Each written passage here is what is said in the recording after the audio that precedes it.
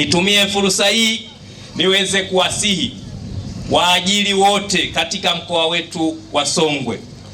Tutambue kwamba wafanyakazi ni muhimili na nguzo muhimu katika utekelezaji wa majukumu mbalimbali ya serikali. Mafanikio yote ambayo tumeyapata katika utekelezaji wa mipango ya serikali, katika utekelezaji wa sera za serikali, katika utekelezaji wa majukumu ya kutoa utumishi kwa wananchi wenzetu ambao tunawahudumia, yanategemea sana wafanyakazi hawa na watumishi hawa. Kwa hiyo ni wajibu wetu kuweza kuona kwamba kila mfanyakazi katika taasisi tumuone kama ni kiongozi, lakini kila mfanyakazi katika taasisi tuone kwamba ana mchango mkubwa kwa maendeleo ya taasisi husika, ana mchango mkubwa katika kuwaletea maendeleo wananchi, na ana mchango mkubwa katika ustawi wa taifa letu.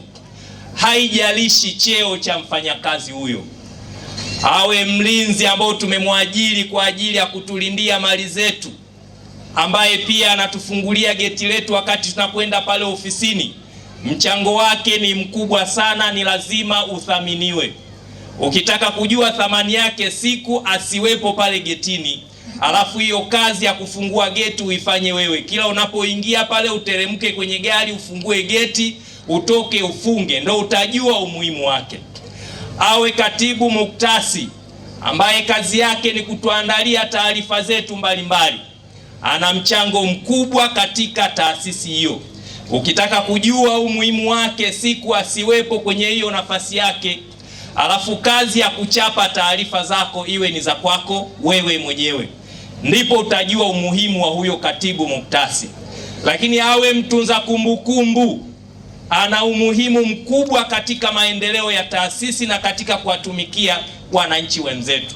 Ukitaka kujua umuhimu wake, siku mtunza kumbukumbu huyo asiwepo katika ofisi yake, alafu wewe sasa unayejifanya ndo kiongozi kuliko wengine, ufanye kazi ya kwenda kutafuta mafaili yanapopatikana, ufanye kazi ya kutafuta kumbukumbu namba, ufanye kazi ya kupokea barua na kuziweka kwenye mafaili, hapo ndio utajua umuhimu wa mtunza kumbukumbu.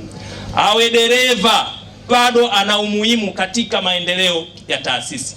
Kweni waombe sana waajiri, twendeni tuwatendee haki watumishi na wafanyakazi wote katika taasisi bila ubaguzi wowote, bila kujali cheo chake, awe ana cheo kidogo au ana cheo kikubwa, lakini awe ameajiriwa mwaka huu au ana miaka mingi katika ofisi hiyo. Kila mmoja ana haki sawa, kila mmoja ana mchango, na twendeni tusimamie haki katika kuwatendea watumishi hawa. Lakini